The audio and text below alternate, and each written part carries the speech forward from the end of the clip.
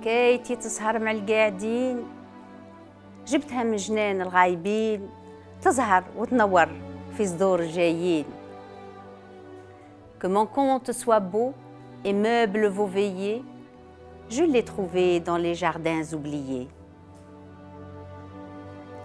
On raconte qu'autrefois, il y avait un homme, sans foi ni loi, vagabond, brigand, il passait son temps à errer, voler, mentir, enfin, il ne croyait en rien et c'était un individu peu recommandable.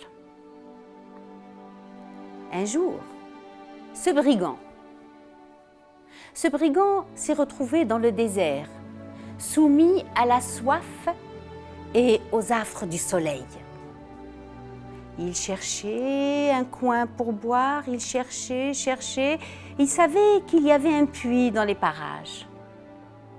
Il a fini par le trouver. Mais il n'y avait ni corde, ni poulie, ni seau. Comme il avait très soif et que le soleil frappait dur, il est descendu dans le puits, heureusement que le puits n'était pas très large, en s'accrochant avec ses mains et ses pieds. Et il est descendu jusqu'au fond. Et là, il a trouvé suffisamment d'eau pour se désaltérer. Et une fois qu'il a étanché sa soif, il a décidé de rester au fond du puits jusqu'au coucher du soleil, pour pouvoir ressortir dans la fraîcheur et repartir continuer à errer. Quand le soleil allait se coucher, il a de nouveau grimpé, il est sorti. Une fois à la surface, il voulait continuer sa route et soudain, une sorte de gémissement a attiré son attention. Il s'est retourné et il a trouvé un chien allongé, haletant. Un chien qui allait mourir de soif.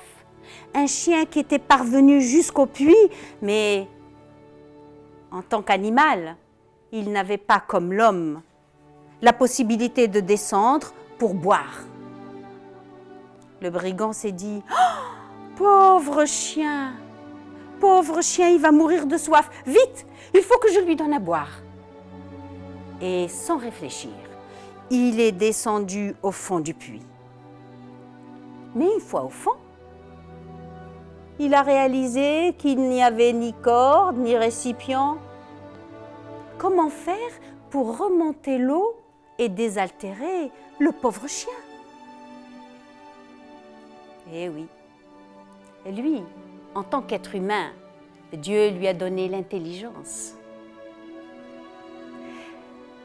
Il a rempli sa bouche d'eau. Une fois les joues pleines, il a de nouveau grimpé avec ses mains et ses pieds et à la surface, il a écarté les mâchoires de l'animal et il a déversé l'eau dans sa gorge. Mais ce n'était pas suffisant. Il fallait beaucoup plus d'eau pour sauver ce pauvre chien. Le brigand est redescendu dans le puits, il a de nouveau rempli ses joues et il est remonté. Il a écarté de nouveau les mâchoires du chien et il a déversé l'eau au fond de sa gorge. Ce n'était toujours pas suffisant. Il a été obligé de descendre et de remonter plusieurs fois pour désaltérer le pauvre chien. Et quand le chien s'est relevé, le brigand a pris la route, avec cette fois un chien sur ses pas. L'histoire ne nous raconte pas ce qui s'est passé depuis le moment où ce brigand a sauvé ce chien et le moment où il a rendu son âme à Dieu, le moment où il est mort. Et on dit qu'une fois au ciel, un ange lui a indiqué la porte du paradis. Là, on est dans le monde de la vérité.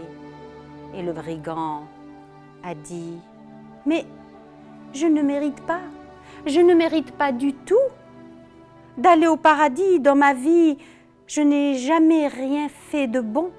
J'ai été un errant, un brigand, un voleur, un menteur. » « Je sais, a dit l'ange, mais Dieu t'a ouvert dans sa clémence. Dieu, dans sa clémence, t'a ouvert les portes du paradis. » « Mais pourquoi ? » « Parce que tu as eu un acte d'amour. »« Moi, un acte d'amour? Mais jamais je n'ai aimé personne dans ma vie. »« Ah si, souviens-toi, souviens-toi de ce chien, cette créature de Dieu, cet animal que tu as sauvé. Souviens-toi que tu n'as pas hésité à descendre et remonter au fond du puits pour le désaltérer. Eh bien, tu vois, ce chien a été mis sur ton chemin et c'est lui qui t'a ouvert les portes du paradis. » Le brigand a compris. Et on dit depuis, c'est depuis qu'on dit « Allah yarham اللي yarham » Wallah yahdi اللي yadlam. Et Dieu seul sait, Allahu ya'lam. هي راحت وين جيت. Merci.